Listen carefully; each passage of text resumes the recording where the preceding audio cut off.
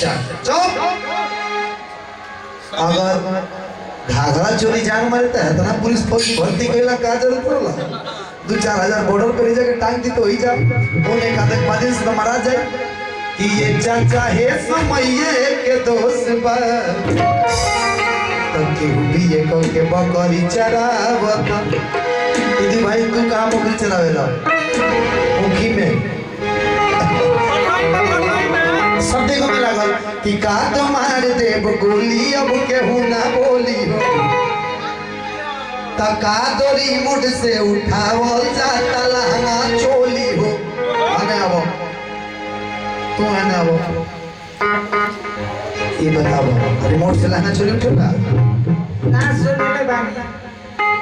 तो एगो हमर पाजा उठा पर कहने के रिमोट लिया हो खेसारी भाई के उठा लिया वो कितो ले आइले बुढ़ऊ काका कहले मारते हम धाका तके हु पतुकी में पतुकी लड़ा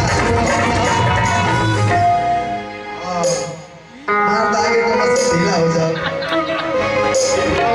लेकिन घर बात भी ना कम बोला नहीं घर बात भैया को बड़ा बड़ी बात तो नहीं आई कुछ नहीं बता लीजिए मम्मी देखा सुरमा आँखिया बात तो बेटा पूछी बेटी पूछी सब क्यों पूछी और ठीक आँखिया नहीं खेते बेटा पानी का मोहताज तो ये सलमान लगा लीजिए मम्मी का सुरमा जान जाए कि एक बार हम सोनू भैया को प्रोग्राम में गई नीचे तक साइड हो गई और कुछ तो कुछ करे के विचार नहीं करो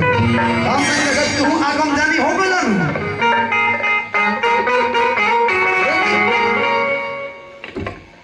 ई गरमी में ना आइला हो हर जाड़ा में छोड़ी गईला ए परम जी कितना निर्दयी पड़े थे कि गरमी में ना जाड़ा में गईला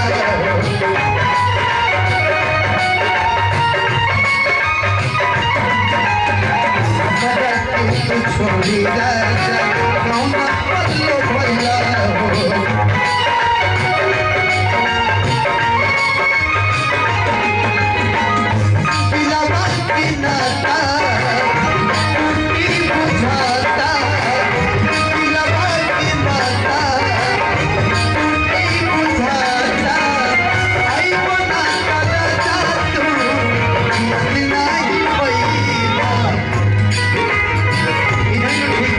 रहिया निहारी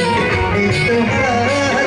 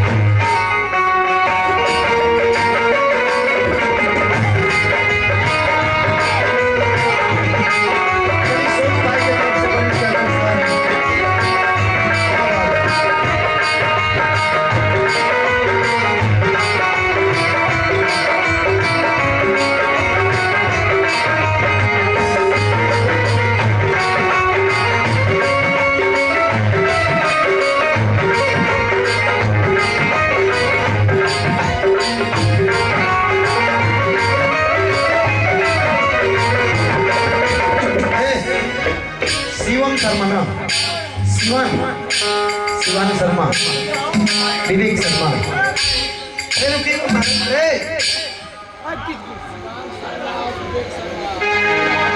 विवेक शर्मा शिवान शर्मा और मोरेरा कमेटी की तरफ से बड़े रुपये पुरस्कार है उन्हें बाजेला तो सुनाला ना तनी कि सारे माथा नंजे ना यही बाबू हर जियत नहीं पैबा सरे माथा नंजे ना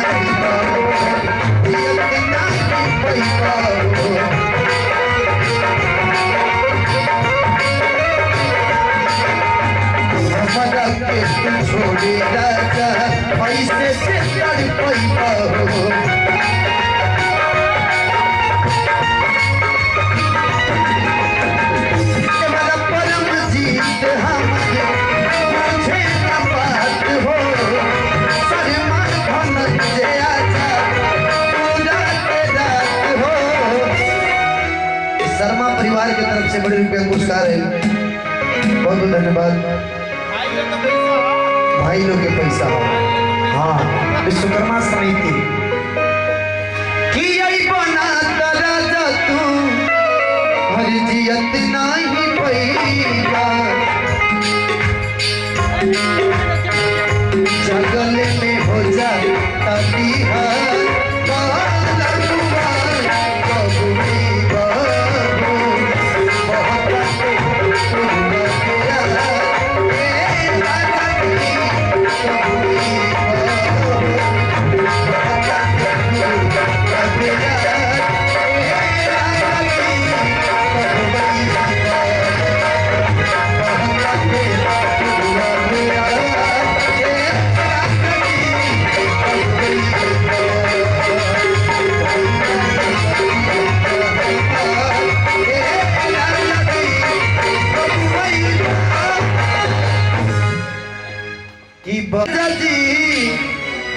कब वही हमने के भाई सिंगर गुड्डू राजा कहाँ पड़े भाई